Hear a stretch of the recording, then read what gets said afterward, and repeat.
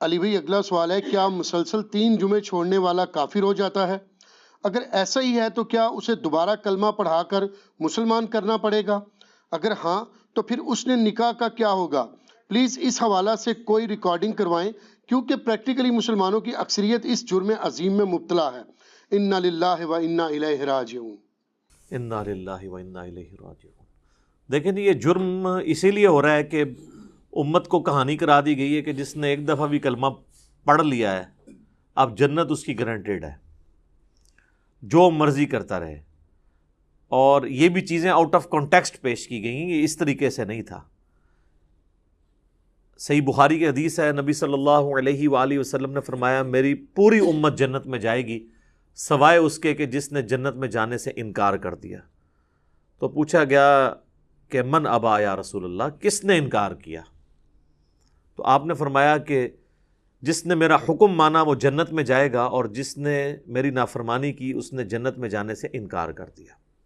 باقی وہ بات الگ ٹھیک ہے، بخاری اور مسلم میں حدیث ہے کہ نبی صلی اللہ علیہ وآلہ وسلم بار بار دوزخ کی طرف جائیں گے، اللہ تعالیٰ ان کے لیے تعداد مقرر کرے گا، اللہ کے اذن سے آخر میں اس شخص کو بھی جنت سے دوزخ سے نکال کے جنت میں لے آئیں گے کہ جس کے دل میں رائی کے دانے کے برابر بھی ایمان ہوگا۔ لیکن یہ کون سوچ سکتا ہے کہ کتنا عرصہ اس کو وہ جہنم میں وہ پیریڈ گزارنا پڑے گا۔ اللہم اجرنا من النار۔ یہاں تو کہہ دیتے ہیں جناب ایک پھیرا لگے گا، آپ کو پھیرے کی لینتھ کا ہی نہیں پتا۔ ہم لوگ تو 5 سے 10 سیکنڈ کے لیے موم بتی کے فلیم کے اوپر نہیں ہاتھ رکھ سکتے۔ دنیا کی آگ، اور بخاری اور مسلم دونوں میں حدیث ہے کہ آخرت کی آگ جو ہے وہ دنیا کی آگ سے 70 گنا تیز ہے۔ تو یہ بات کر دینا بڑا آسان ہے۔ اچھا آپ اس کو دنیا میں اگر کسی کو پریکٹیکلی امیجن کروائیں نا تو وہ کانپ اٹھے گا۔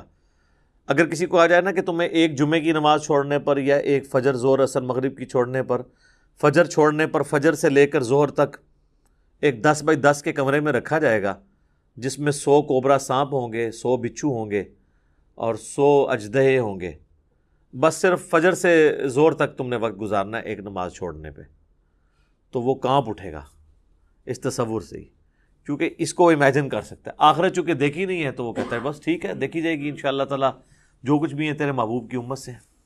تو جمعے کا معاملہ تو بہت سینسٹیو ہے۔ جمعے کی آپ اہمیت کا اندازہ اس بات سے لگا دیں کہ جمعے کی نماز کے اوپر ایک پوری سورت ہے، اس کا نام ہی سورۃ الجمعہ ہے، سورت نمبر 62 پارہ نمبر 28 میں، اور اس میں باقاعدہ اللہ تعالیٰ نے جمعے کی فرضیت کا ذکر کیا ہے۔ اعوذ باللہ من الشیطان الرجیم، بسم اللہ الرحمن الرحیم۔ یا ایہا الذین آمنوا اذا نودی للصلاة من یوم الجمعہ، اے ایمان والو جب ندا دی جائے، اذان دی جائے جمعے کے لیے، اس کی نماز کے لیے جمعے کے دن، فاسعوا الی ذکر اللہ، تو جلدی سے لبکو اللہ کے ذکر کی طرف، وذروا البیع، اور تجارت چھوڑ دو، ذالکم خیر لکم ان کنتم تعلمون، اسی میں تمہاری خیریت ہے اگر تم جانتے ہوتے۔ فاذا قضیت الصلاۃ، ہاں جب نماز پڑھ چکو، فانتشروا فی الارض وابتغوا من فضل اللہ، اس کے بعد تم زمین میں پھیل سکتے ہو اور اللہ کے فضل کو تلاش کرو۔ یعنی آپ صرف جمعے کے اس ٹائم پیریڈ کے لیے آپ نے کاروبار زندگی کو ترک کرنا ہے۔ وَاذْكُرُوا اللَّهَ كَثِيرًا لَعَلَّكُمْ تُفْلِحُونَ، اور اللہ کو بہت کثرت سے یاد کرو تاکہ تم فلاح پا جاؤ۔ تو جمعے کی فرضیت قرآن میں آئی ہے، اس سے آپ اس کی اہمیت کا اندازہ لگا سکتے ہیں۔ باقی جتنی نمازوں کا ذکر ہے وہ جنرل ہے ان کی فرضیت کے اعتبار سے، یا ایون سورۃ النور کے اندر صلاۃ الفجر اور عشاء اور ظہر کا ذکر آیا ہے تو وہ پردے کے اعتبار سے آیا ہے۔ فرضیت کا جہاں تک ذکر ہے نا اسپیسیفکلی وہ جمعے کی نماز ہے، اسی لیے اس کی سب سے زیادہ امپورٹنس ہے۔ اور جمعے کی بھی نماز کی امپورٹنس نہیں ہے، جمعے کی اس ایکٹیویٹی کی امپورٹنس ہے۔ نماز تو اللہ تعالیٰ نے اس دن ویسے ہی کم کر دی ہے، 4 کی بجائے 2 فرض کر دی ہیں۔ خطبے کی امپورٹنس ہے، اور یہ مسلمانوں کی ایک ویکلی پولیٹیکل گیدرنگ ہے، اور سالانہ پولیٹیکل گیدرنگ مسلمانوں کی عید کی نمازیں ہیں، اور انٹرنیشنل گیدرنگ سالانہ جو ہے وہ حج کی گیدرنگ ہے۔ یہ یعنی جمعے کے خطبے اس لیے نہیں ہے کہ یہاں پہ آپ نے لوگوں کو یعنی نکاح، طلاق اور استنجے کا طریقہ، یہ ساری چیزیں بتانی ہیں اصل میں پولیٹیکل ایشوز کو ایڈریس کرنے کے لیے، تاکہ لوگ ایک پیج کے اوپر آئیں مسلمان۔ اسی لیے جمعے کی گیدرنگ ایک شہر میں ایک سے زیادہ ہونی بھی نہیں چاہیے۔ یہ تو آج کل ایک چندے کے چکر میں اتنی جامع مسجد بن گئی ہیں، ادروائز اصولاً دیکھا جائے تو ایک شہر میں ایک جامع مسجد ہوگی۔ ایران میں آپ چلے جائیں، تہران میں ایک جگہ جمعہ ہوتا ہے اور 15 سے 20 لاکھ لوگ ایک جگہ جمعہ پڑھ رہے ہوتے ہیں، اور ایران کا پریزیڈنٹ جمعے کا خطبہ دیتا ہے۔ یہاں پہ بھی ہمارے پرائم منسٹر کو فیصل مسجد میں خطبہ دینا چاہیے۔ تو آپ دیکھیں پھر کس طریقے سے قوم ایک جگہ جمع ہوتی ہے۔ ہم تو ایک قوم بھی نہیں اسی وجہ سے۔ بہرحال یہ الگ سے ایک ٹاپک ہے۔ جمعے کی فرضیت کے اعتبار سے سورۃ الجمعہ کافی ہے۔ بخاری اور مسلم دونوں میں حدیث ہے، نبی صلی اللہ علیہ وآلہ وسلم نے فرمایا کہ اگرچہ ہم سب سے آخر میں آئے ہیں لیکن قیامت والے دن ہم سب سے سبقت لے جائیں گے، یہود و نصارہ سے بھی۔ پھر نبی علیہ السلام نے اس کی ریزن بتائی کہ اللہ تعالیٰ نے جمعے کا دن یہودیوں پر پیش کیا، انہوں نے اس کی قدر نہیں کی، انہوں نے ہفتے کا دن اپنے لیے چوز کر لیا۔ پھر نصارہ پہ پیش کیا، انہوں نے اس کی قدر نہیں کی اور اتوار کا دن انہوں نے چوز کر لیا۔ پھر اللہ نے ہماری رہنمائی کر دی جمعے کے دن کے لیے۔ اچھا، نبی علیہ السلام نے اس کو اللہ کی طرف منسوب کیا کہ اللہ نے ہمارے لیے رہنمائی مقرر کر دی کہ ہم جمعے کی طرف متوجہ ہوئے۔ اور پھر نبی صلی اللہ علیہ وآلہ وسلم نے فرمایا کہ قیامت والے دن، یعنی اس جمعے کے دن کے تحفے کو ایکسیپٹ کرنے کی وجہ سے قیامت والے دن ہم سبقت لے جائیں گے، یعنی سب سے پہلے جنت میں جانے والے نبی صلی اللہ علیہ وآلہ وسلم کے امتی ہوں گے انشاءاللہ تعالی۔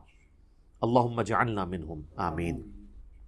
صحیح مسلم میں ایک حدیث ہے کہ نبی صلی اللہ علیہ وآلہ وسلم نے فرمایا کہ جمعے کا دن باقی تمام دنوں کا سردار ہے۔ اسی دن آدم علیہ السلام پیدا ہوئے، اسی دن وہ جنت میں داخل کیے گئے، اسی دن جنت سے نکالے گئے، اور اسی دن قیامت قائم ہوگی۔ ایک اور حدیث ہے بخاری اور مسلم دونوں میں، نبی صلی اللہ علیہ وآلہ وسلم نے فرمایا کہ جمعے کے دن ایک گھڑی، ایک لمحہ ایسا آتا ہے کہ اس گھڑی میں جو اللہ سے خیر مانگی جائے نا، اللہ تعالیٰ وہ خیر عطا فرما دیتا ہے۔ اچھا، اس میں اب مختلف اقوال ہیں۔ بہرحال صحیح مسلم میں ایک حدیث ہے کہ نبی علیہ السلام نے فرمایا کہ یہ جو قبولیت کی گھڑی ہے نا، یہ خطیب کے ممبر پر بیٹھنے سے لے کر نماز جمعہ کے ختم ہونے تک ہے۔ اس دوران یہ ایکٹیویٹی ہے، یعنی ایک گھڑی ایسی آتی ہے جو قبولیت کا وقت ہے۔ ویسے پبلک میں مشہور ہے کہ وہ دو خطبوں کے درمیان وہ بھی ہو سکتا ہے، اس کے علاوہ بھی نماز کا بھی وقت ہو سکتا ہے جس میں آپ اللہ کی طرف رجوع لاتے ہیں۔ اس لیے آپ دیکھیں کہ بخاری اور مسلم دونوں میں حدیث ہے، نبی صلی اللہ علیہ وآلہ وسلم نے فرمایا جو جمعے والے دن سب سے پہلی گھڑی میں آتا ہے اسے اونٹ نحر کرنے کا ثواب دیا جاتا ہے، جو اس کے بعد آتا ہے اسے ایک گائے ذبح کرنے کا ثواب، جو اس کے بعد آتا ہے اسے ایک بھیڑ یا بکری ذبح کرنے کا ثواب، جو اس کے بعد آتا ہے اسے ایک مرغی ذبح کرنے کا ثواب، اور جو بالکل اینڈ پہ آتا ہے اسے انڈا صدقہ کرنے کا ثواب۔ اور پھر اس کے بعد الفاظ ہے کہ اس کے بعد فرشتے رجسٹر بند کر دیتے ہیں جب خطیب ممبر پہ چڑھ جاتا ہے، یعنی یہ ساری گھڑیاں خطیب کے ممبر پہ چڑھنے سے پہلے ہیں۔ اور پھر فرشتے جو ہیں وہ بھی الذکر سننا شروع کر دیتے ہیں۔ الذکر یعنی جو خطیب خطبہ دے رہے ہیں، بشرطے کہ وہ ذکر ہو، کہانیاں نہ ہو۔ الذکر تو پھر سر یہی ہے، انا نحن نزلنا الذکر وانا لہ لحافظون۔ صحیح مسلم میں حدیث ہے کہ نبی علیہ السلام کے جمعے کا خطبہ جو ہے وہ قرآن ہی ہوا کرتا تھا۔ 4 حدیثیں اوپر تلے۔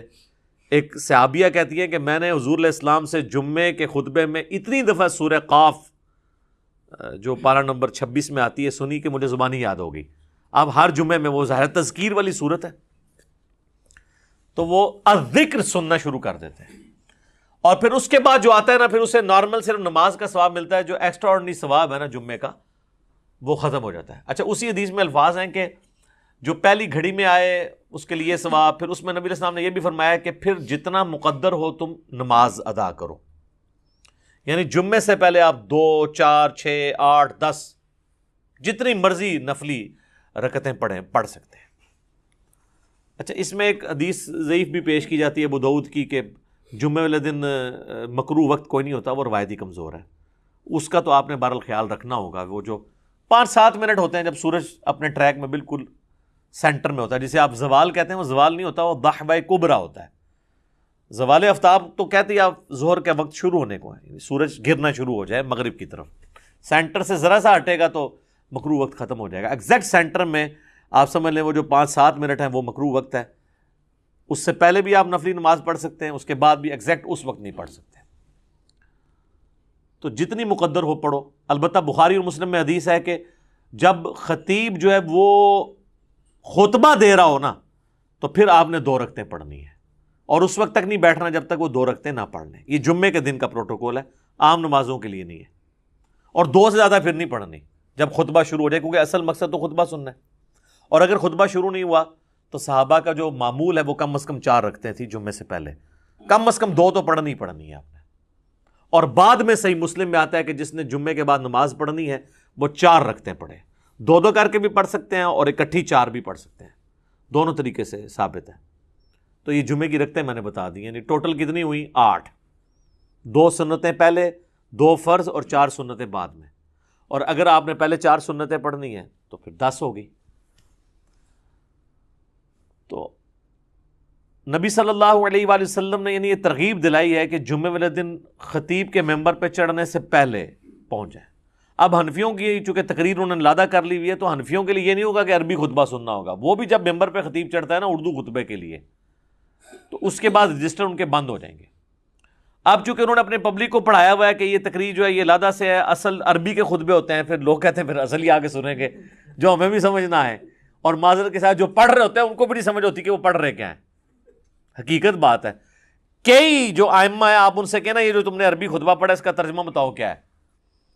تو جب پڑھنے والے کو بھی نہیں پتا تو سننے والے کو کیا پتا ہوگا.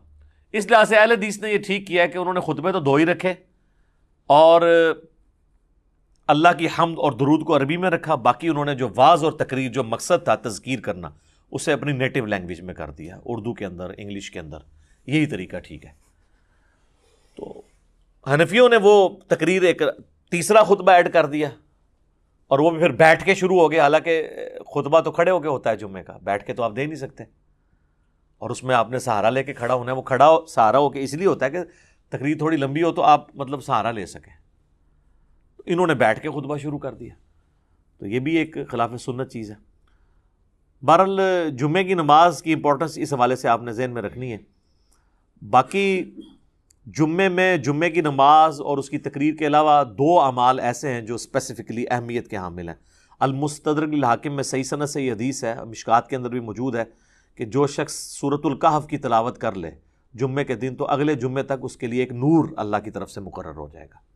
اور ابو داؤد میں ایک حدیث ہے, مشکات میں بھی ہے, سنن نسائی میں بھی, ابن ماجہ میں بھی, کہ نبی صلی اللہ علیہ وآلہ وسلم نے فرمایا کہ جمعے کا دن جو ہے یہ یوم مشہود ہے, یعنی اللہ کے حضور اعمال پیش ہونے کے اعتبار سے. اور اس دن آدم علیہ السلام پیدا ہوئے اور یہ تمام دنوں کا سردار ہے. تم اس دن مجھ پر کثرت سے درود پڑھو, تمہارا درود مجھ پر پیش کیا جائے گا. تو صحابہ نے عرض کیا اللہ کے محبوب علیہ السلام جب آپ فوت ہو جائیں گے اور آپ کی ہڈیاں مٹی میں مل جائیں گی, یہ الفاظ ہیں حدیث کے, کیونکہ اس وقت 295 سی اس طرح اپلائی نہیں ہوتی تھی سوال پوچھنے کے اوپر, تو تب بھی آپ پہ درود پیش ہوگا. تو آپ نے فرمایا ہاں, ان اللہ حرم علی الارض ان تأکل اجساد الانبیاء, بے شک اللہ تعالیٰ نے حرام کر دیا ہے مٹی کے لیے کہ وہ نبیوں کے جسموں کو کھائے. تو درود مجھ پر اس وقت بھی پیش ہوگا. تو جمعے کا دن اسپیسیفکلی درود شریف کا دن بھی ہے. اللہم صلی علی محمد وعلی آل محمد. اب آ جائیں وہ جمعے کے تاریخ کے اعتبار سے. صحیح مسلم میں ایک حدیث ہے, نبی علیہ السلام نے فرمایا کہ لوگوں جمعہ چھوڑنے سے بعد آ جاؤ, ورنہ ایسا نہ ہو کہ اللہ تعالیٰ تمہارے دلوں پر مہر لگا دے.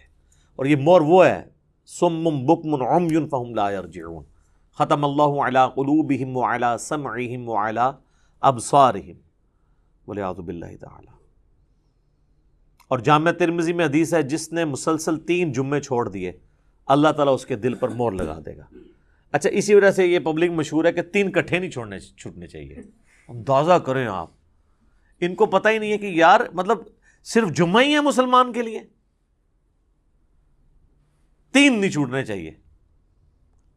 وہ کہتے ہیں نہیں, مسلم شریف میں حدیث ہے نا کہ ایک جمعے سے لے کر دوسرا جمعہ درمیان کے گناہوں کا کفارہ ہے. یعنی جو کام چک کے رکھو جمعہ پڑھ لو، کام ختم. تو یہ پوری حدیث اس طرح نہیں ہے میرے بھائی، پوری حدیث اس طرح ہے اگر کبیرہ گناہوں سے بچا جائے تو ایک جمعے سے دوسرا جمعہ، اس تو بھی آسان کام، ایک رمضان سے دوسرا رمضان. شکر ہے تسی یہ نہیں لیا ہوا جمعہ دے ہفتے بعد پھر اللہ کی بارگاہ. ایک رمضان سے دوسرا رمضان اور ایک نماز سے دوسری نماز درمیان کے گناہوں کا کفارہ ہے اگر کبیرہ سے بچا جائے. تو سب سے کبیرہ گناہ شرک کے بعد اگر کوئی ہو سکتا ہے تو وہ فرض نماز چھوڑنا ہے. تو اگر کبیرہ گناہ نہیں کیے، یعنی ایک جمعے سے لے کر اگلے جمعے تک کوئی نماز نہیں چھوڑی، پھر چھوٹے گناہ معاف ہوں گے. نماز چھوڑنے سے بڑا کون سا گناہ ہے؟ صحیح مسلم میں حدیث ہے بندے کے ایمان، شرک اور کفر کے درمیان فرق نماز ہے. جامعہ ترمذی میں حدیث ہے شقیق تابعی کہتے ہیں کہ صحابہ کرام صرف تارک الصلاح کی تکفیر کرتے تھے، جو نماز چھوڑنے والا نا اسے کافر سمجھتے تھے، اس کے علاوہ کسی گناہ کے اوپر وہ کفر کا فتویٰ نہیں لگاتے تھے. ابو داؤد ترمذی میں حدیث ہے جس نے جان بوجھ کے نماز چھوڑی گویا اس نے کفر کیا. یہ تو بڑا سینسٹیو معاملہ ہے، کفر اور شرک کے درمیان فرق جب نماز ہے. اور اس سے بھی بڑھ کر سورۃ الروم کی وہ جو آیت ہے منیبین الیہ، رجوع لاؤ اللہ کی طرف، وَأَقِیمُوا الصَّلَاةَ وَلَا تَکُونُوا مِنَ الْمُشْرِکِینَ، اور نماز کو قائم رکھنا، دیکھنا مشرکوں میں سے نہ ہو جانا. نماز چھوڑنے والے کو اللہ تعالیٰ فرمایا گویا کہ وہ مشرک ہے. پاکستان کے شناختی کارڈ میں مسلمان ہے، اللہ کے ہاں وہ عملاً مشرک ہے، عملاً کافر ہے. ہاں ٹھیک ہے، ہم عقیدے میں فتویٰ نہیں لگاتے، باقی اس کا اور اللہ کا معاملہ ہے. پھر سنن ابن ماجہ میں حدیث ہے ابو درداء اصحاب صوفہ میں سے ہیں، وہ کہتے ہیں کہ نبی علیہ السلام نے، بڑے پیارے الفاظ ہیں، میرے خلیل نے مجھے 3 وصیتیں کی تھی. نمبر 1، اللہ کے ساتھ شرک نہ کرنا، خواہ تمہارے ٹکڑے ٹکڑے کر دیے جائیں یا تمہیں آگ میں جلا دیا جائے. نمبر 2، کبھی نماز، فرض نماز نہ چھوڑنا ورنہ اللہ کے ہاں تمہارا ذمہ اٹھ جائے گا، یعنی اللہ کو پھر کوئی پرواہ نہیں. اور نمبر 3، شراب نہ پینا، تمام گناہوں کی چابی شراب ہے. یہ 3 وصیتیں ابو درداء کہتے ہیں کہ نبی علیہ السلام نے مجھے کی تھی. پھر مسند امام احمد میں وہ حدیث ہے کہ نبی صلی اللہ علیہ وآلہ وسلم فرمایا کہ جو شخص نماز پڑھنے والا ہے قیامت والے دن اس کی نماز اس کے لیے دلیل ہوگی، نور ہوگی اور نجات کا ذریعہ ہوگی. اور جو نماز چھوڑنے والا ہے اس کے لیے نہ کوئی نور ہوگا، نہ نجات کا کوئی سبب ہوگا، نہ اللہ کے حضور کوئی حجت ہوگی پیش کرنے کے لیے. اور اس کا حشر فرعون، قارون اور حامان کے ساتھ ہوگا، والعیاذ باللہ تعالی. اور ایک اور حدیث ہے سنن ابی داؤد میں کہ قیامت والے دن سب سے پہلے نماز کے بارے میں سوال کیا جائے گا. اور پھر فرمایا کہ جس کی نماز درست نکل آئی اس کے باقی معاملات آسان ہو جائیں گے، اور جس کی نماز ہی غلط نکلی اس کے بعد کے معاملات اس سے زیادہ مشکل ہو جائیں گے. پھر اسی حدیث میں الفاظ ہیں کہ اگر کسی کے فرائض میں کوئی کوتاہی رہ گئی تو اللہ تعالیٰ فرشتوں سے کہے گا کہ میرے بندوں، اس بندے کی کوئی نفلی عبادت دیکھو، جو ہم سنت پڑھتے ہیں، یعنی 12 سنت موقعہ نفلی عبادت ہے، تو فرائض کی کمی اس سے پوری کر لی جائے. لیکن فرض کے اوپر کوئی کمپرومائز نہیں ہے. لہٰذا یہ جمعے کے معاملے کو اتنا ہلکا جاننا اور کہنا جی بس ٹھیک ہے دیکھی جائے گی، کوئی فرق نہیں پڑتا. اور حقیقت بات تو یہ ہے کہ علماء عرب تو آپ کو پتہ ہے کہ نماز چھوڑنے والے کی تکفیر کرتے ہیں، اور ان کے فتوے کے تحت تو پھر ظاہر ہے کہ نکاح بھی ٹوٹ جائے گا. جو انہوں نے پوچھا نکاح تو ٹوٹ جائے گا ظاہر ہے. اور ایسی عورت کو تو ایسے مرد سے بالکل طلاق لے لینی چاہیے، اس کو دھمکی لگائے کہ یا تو نماز شروع کر، جمعے کی نہیں عام نماز بھی. ادروائز دیکھیں نا جی، اب یہ تو نہیں کہ آپ نے صرف کلمہ پڑھ لیا تو آپ مسلمان تصور ہو جائیں گے. یعنی اسلام 3 چیزوں کا نام ہے نا، اقرار باللسان، زبان سے اقرار کرنا، وتصدیق بالقلب، اور دل سے تصدیق کرنا، وعمل بالجوارح، اور اپنے اعمال کے ساتھ، جوارح کے ساتھ اس کو ایگزیکیوٹ بھی کرنا. جب میں آپ کو حدیث بتا رہا ہوں جامعہ ترمذی کی کہ صحابہ کرام علیہم رضوان تارک الصلاح کی تکفیر کرتے تھے.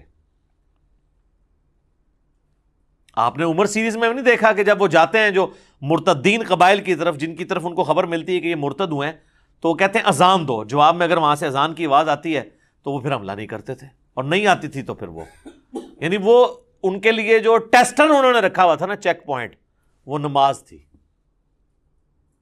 اب مجھے بتائیں صحابہ اگر اس وقت دنیا میں آ جائیں اور ہم جو اس وقت کلیم کر رہے ہیں کہ دنیا کا سب سے بڑا اسلامی ملک پاکستان ہے نا, کہتے ہیں انڈونیشیا کو بھی پیچھے چھوڑ دیا نا اب آبادی کے اعتبار سے, تو وہ پاکستان کے شناختی کارڈ میں جو لکھا ہے اس اعتبار سے تو واقعی سب سے بڑا ہے. لیکن اگر اس کو اللہ کے کرائٹیریا میں دیکھا جائے تو یہ کہاں پہ کھڑا ہوگا ملک؟ میرا خیال ہے پاکستان میں 1% سے بھی کم لوگ ہیں جو 5 وقت کی نماز پڑھتے ہیں, اور جمعہ پڑھنے والے بھی ہارڈلی 5% ہوں گے, 5 سے 10%. اور یہ یہاں پہ ایشو ہے, ورنہ سعودیہ میں آپ چلے جائیں تو آپ کو یہ ریشو 80% پلس نظر آئے گی.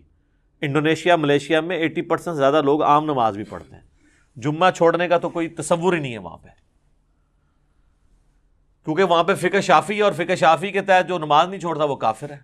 اور مجھے نہیں سمجھ آتی اس کو فقہ میں کیوں الجھا دیا انہوں نے کہ جی امام حنیفہ نے بھی کوئی ہلکی اس کی سزا نہیں بتائی ہوئی ہے. وہ کہتے ہیں جو تارک الصلاح ہے اسے قید کیا جائے گا یہاں تک کہ وہ نماز شروع نہ کر دے, پھر اسے چھوڑا جائے گا. تو یہ بھی سزا کوئی چھوٹی نہیں ہے.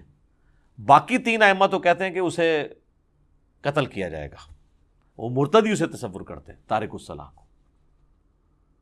تو اب چونکہ سختی نہیں ہوئی ہے تو پھر آپ انجام دیکھ لیں. کہتے ہیں جی وہ سب سے زیادہ حنفی ہیں, اسی لیے سب سے زیادہ بے نمازی دنیا میں, کیونکہ آپ تکفیر نہیں کرتے بے نمازی کی. تو جب حنفی زیادہ ہوں گے تو بے نمازی زیادہ ہوں گے. حالانکہ اسے حنفی شافعیت کا مسئلہ ہی نہیں, یہ تو مسلم شریف میں حدیث ہے نا, یہ کوئی امام شافعی کا قول تو نہیں ہے. صحیح مسلم میں کتاب الایمان میں پہلے چیپٹر کے اندر یہ حدیث موجود ہے کہ بندے کے کفر اور اسلام کے درمیان فرق نماز ہے. اس حدیث کو تو مطلب امام شافعی یا احمد بن حنبل یا امام مالک کے کسی دھکے کی یا انہوں موڈا دینے کی ضرورت نہیں ہے نا, یہ حدیث خود ہی. اور اس سے بڑھ کر سورہ روم کی آیت وَأَقِیمُوا الصَّلَاةَ وَلَا تَکُونُوا مِنَ الْمُشْرِکِینَ, نماز قائم رکھنا اور دیکھنا مشرکین میں شامل نہ ہونا. تو جناب یہ جمعوں وغیرہ کے چکر سے ذرا باہر نکلیں. جمعے والی بات تو یعنی یہ تو بہت بڑی بات ہے. عام نماز بھی اگر کوئی شخص چھوڑتا ہے, تارک الصلاح ہے, تو وہ قانوناً تو اسلام کی روح سے تو وہ اسلام سے خارج ہو جائے گا, الا یہ کہ وہ توبہ کر لے. ویسے تو یہ چھوٹے موٹے, ویسے تو ان کو یہ پڑھایا ہوا ہے کہ اگر کوئی بریلوی دیوبندی کے پیچھے جا کے نماز پڑھ لے یا اس کا نماز جنازہ تو اس کا نکاح ٹوٹ جاتا ہے, تجدید ایمان بھی اسے کرنا پڑتا ہے. اس سے کبھی یہ نہیں بتایا گیا کہ تو نماز نہیں پڑھتا تو اس پہ بھی تیرا نکاح ٹوٹے گا. کتنا یار دیکھیں آپ کتنا بڑا مسئلہ ہے. یعنی جو بڑا ایشو تھا وہ نہیں بتایا گیا اسے کہ نماز چھوڑنے سے بھی تیرا نکاح ٹوٹ سکتا ہے, نماز چھوڑنے کی وجہ سے بھی تیری بیعت, چلے جو بھی انہوں نے ایک ٹوٹی پوٹی فارم میں اپنا ایک سلسلہ شروع کیا ہے وہ ٹوٹ سکتا ہے. ادھر تو وہ جن کے بیعت ہوئے ہوتے ہیں وہ نہیں نماز پڑھتے. خود کہاں سے پڑھنی ہے انہوں نے؟ اللہ ماشاء اللہ بہت کم لوگ ہیں کہ جو نماز پڑھتے ہوں. اور جماعت کے ساتھ نماز کا اہتمام کرنا, خوشو خضو سے پڑھنا, یہ تو آپ چھوڑ دیں. اسی لیے پھر انہوں نے ایک جھوٹی کہانی یعنی سب کے ہاں ملتی ہے کہ جی وہ نماز تو اللہ کی معرفت کا ذریعہ ہے, جو اللہ تک پہنچ چکے ہوں تو نماز ان کو ضرورت ہی نہیں ہے, یا اگر انہوں نے پڑھنی ہے تو وہ کہتے ہیں دل کی نماز ہوتی ہے. چندہ دل کا نہیں ہوتا. جو روٹیاں اور روسٹ توڑتے ہیں اور کھاتے ہیں, اپنی توندیں بڑھاتے ہیں, وہ دل کی نہیں ہوتی. اور جہاں بات آتی ہے نماز پڑھنے کی وہ دل کی ہوتی ہے. ٹھیک ہے. اور نماز پڑھنے کے لیے جاتے ہیں مکے مدینے, پیشاب کرنے کے لیے اپنے ٹوائلٹ میں جاتے ہیں. ان کے تو ٹوائلٹس کو لگائیں تالے, انہوں کو جتنے نماز پڑھنی ہے استنجا بھی اتنے ہی کرو جا کے روحانی طور پہ. تم لگ پتہ جائے گا روحانی طور سے کدھر جا. یعنی جو بندہ یہاں بیٹھے بیٹھے مکے اور مدینے جا کے نمازیں پڑھ رہا ہے, استنجا کرنے کے لیے وہ کیوں اٹیچ باتھ میں جاتا ہے؟ اتنی بڑی ایکٹیویٹی وہ پرفارم کر رہا ہے تو استنجا بھی ہوتے ہی کرو. ٹھیک ہے. ان کے آپ ٹوائلٹ بند کریں, ان کے اوپر CCTV کیمرے لگائیں اور دیکھیں پھر جناب یہ کتنی دیر آپ کو نمازیں پڑھ کے بتاتے ہیں. سب کہانیاں ان کی کھل جائیں گی. اور آپ کو تو ہم یعنی پریکٹیکل سولوشن دے رہے ہیں. دیکھیں یہ اب سائنٹیفک دور ہے, ادھر آپ نے ایشوز کو پیش کرنا ہے تو آپ نے ایک بکش فارم میں پیش کرنا ہے کہ ہاں یہ اس طرح نہیں اس طرح. ٹھیک ہے. اور میں آپ کو بتاؤں یہ جو معجزات اور کرامات کو ہم مانتے ہیں لیکن یہ کسی کے اختیار میں نہیں ہے, الا ایک انبیاء کے ساتھ معجزات اٹیچ ہیں. کرامت اللہ تعالیٰ جس کے اوپر ظاہر کرتے ہیں. یہ جس طرح سپر مین اور ٹارزن بنا کے پیش کرتے ہیں نا بزرگوں کو, تو چونکہ ان کے دعوے ہیں نا تو کر کے بتائیں. نبی علیہ السلام سے اگر نبی علیہ السلام اللہ کا پیغمبر ہونے کا دعویٰ کر رہے تھے تو جب ان سے یہ بات کی جاتی تھی تو وہ فزیکلی سب کے سامنے کرتے تھے. بخاری مسلم میں حدیث ہے, ایک بارش نہیں ہو رہی تھی تو ایک صحابی نے کھڑے ہو کر کہا یا رسول اللہ کے حضور دعا کریں. وہ کہتے ہیں ہم چلچلاتی دھوپ میں گئے ہیں اور واپس آئے ہیں تو بارش شروع ہو گئی تھی, اور اتنی بارش ہوئی کہ اگلے جمعے تک ہوتی رہی, اور اگلے جمعے وہی شخص دوبارہ کھڑا ہوا کہ یا رسول اللہ آپ دعا کریں کہ ہماری ارد گرد زمینوں پہ تو بارش ہو, ہمارے گھروں پہ نہ ہو, گھر کی چھتیں ٹپکنا شروع ہو گئی ہیں. تو نبی علیہ السلام نے اپنی مبارک انگلی سے یوں اشارے کیے اور وہ بادل پھٹنے شروع ہو گئے. ٹھیک ہے, اور وہ کہتے ہیں جب ہم اگلے جمعے کے لیے گئے بارش میں تھے تو واپس آئے تو دھوپ تھی. تو میرے بھائی یہ یعنی نبی علیہ السلام نے تو سب کچھ کر کے بتایا نا. آپ کا جن بزرگوں کے بارے میں کلیم ہے تو ہم ان کو سائنٹیفکلی اس طرح چیزوں پہ چیک کریں گے, یہ سب کے سامنے فزیکلی کر کے بتائیں گے. اور میں آپ کو بتاؤں نبی علیہ السلام کی نبوت کو جسٹیفائی کرنے والی سب سے بڑی چیز یہ ہے کہ ہزاروں کیمرے آپ کے اوپر فٹ تھے. یہ جو آپ کے صحابہ تھے سفر و حضر ہر وقت آپ کے ساتھ تھے. اگر آپ کے کریکٹر میں کہیں ذرا سی بھی جھول ہوتی نا تو آپ کی وفات کے بعد آپ کے وہ ساتھی جو جانثار ہمیشہ سے آپ کے ساتھ تھے, ایک تو وہ تھے نا جو فتح مکہ پہ طلقاء بنے, معافیاں مانگی, اور ایک حضور کا غلبہ دیکھ کے اسے ایک سردار کا غلبہ تصور کرتے ہوئے اذا جاء نصر اللہ والفتح کے تحت وہ اسلام میں داخل ہو گئے. وہ موٹیویشنل تو ان کا ایمان نہیں تھا, لیکن جو سابقون الاولون جو شروع سے حضور کے ساتھ اٹیچ تھے, جو بندہ ساتھ اٹیچ ہوتا ہے نا جی اس کو اس بندے کی کمزوریاں اور خوبیاں پتہ ہوتی ہیں. کہیں نہ کہیں بندہ ایکسپوز ہو جاتا ہے. جس کے ساتھ ہزاروں لوگ اٹیچ ہوں اور حضور کی وفات کے بعد ان میں سے کوئی بندہ ٹس سے مس نہ ہو, اور کمٹمنٹ کا یہ لیول ہو کہ ہزاروں لوگ جب اس دین کو چھوڑ جائیں تو چند مٹھی بھر لوگ اتنے کانفیڈنٹ ہوں کہ ہمارے نبی نے ہم سے وعدہ کیا تھا کہ رومن اور پرشین امپائر گرے گی, ہم تھوڑے سے ہی لیکن ہم ٹکرائیں گے, اللہ ہمیں فتح دے گا. یہ کانفیڈنس لیول ہو, یہی نبی علیہ السلام کی یعنی نبوت کی صداقت ہے. یہ دلیل ہے سب سے بڑی. تو نبی علیہ السلام پہ ہزاروں کیمرے فٹ تھے. کہیں آپ کے کریکٹر میں کوئی جھول ہوتی, آپ کی بیویوں کے ذریعے باہر نکل سکتی تھی بات, آپ کے دوستوں کے ذریعے باہر نکل سکتی تھی, اور آپ جن بزرگوں کو مانتے ہیں ان کی کیا کیا باتیں باہر نکلتی ہیں. پرانوں کی نکلتی تھی وہ میں نے نکال دی ہیں, اور نیوں کی تو اس لیے نکل رہی ہیں کہ پرانے زمانے میں بھی اگر ان کو اسی طریقے سے پرانوں کو بھی چیک کیا جاتا کریٹیکلی کیمروں کے ذریعے یا باقی معاملات کے ذریعے تو آپ دیکھ لیتے کہ ان کے بھی ماشاءاللہ الا ماشاءاللہ اچھے لوگ بھی ہوں گے. میں نے یہ نہیں کہتا کہ برے لوگ ہی ہیں سارے, لیکن یہ ہے کہ یہ بڑی مشکل سے حسن ظن قائم رہتا ہے کہ آپ اتنے یعنی عجیب و غریب قسم کے دعوے کرتے ہیں. اور آپ دیکھ لینا وہ ہمارے بھائی نے انڈرسٹینڈ اسلام کے اوپر وہ جو ویڈیو اپلوڈ کی ہے کہ بزرگ جو ہیں وہ استنجے کے لیے پتھر مانگ رہے ہیں تو وہ جس چیز کی طرف جاتا ہے وہ سونا بن جاتا ہے. اور پھر وہ جناب یہ بھی بتا رہے ہیں کہ حضرت وہ کہنے لگے جی بال بڑھ گئے تھے, انہوں نے کہا تیرے نبی کی سنت ٹوٹ رہی ہے تو اس لیے مجھے کچھ پیسے دے دے. یار اللہ کے بندو, وہ کہتے ہیں سال ہوا ہے کچھ نہیں آپ سے مانگا, اب یہ سنت ٹوٹ تو سنت بھی ٹوٹنے لگی تو ابھی بھی مانگنے کی ضرورت نہیں ہے. جس نے سال آپ کو بغیر کھائے پیے سارا کچھ معاملہ کر دیا ہے تو روحانی طور پہ بال کٹ جائیں خود بخود ہی. روحانی طور پہ اگر بندہ زندہ ہے تو بال بھی روحانی طور پہ کٹ جائیں, ناخن کٹ جائیں, ختنہ بھی ہو جائے, روحانی طور پہ نہیں ہوتا. سب کہانی ہے جناب. تو اللہ تعالیٰ ہمیں فہم اور عقل دے اور ہم چیزوں کو صحیح طریقے سے سمجھیں. ٹھیک ہوگا. جزاکم اللہ خیر.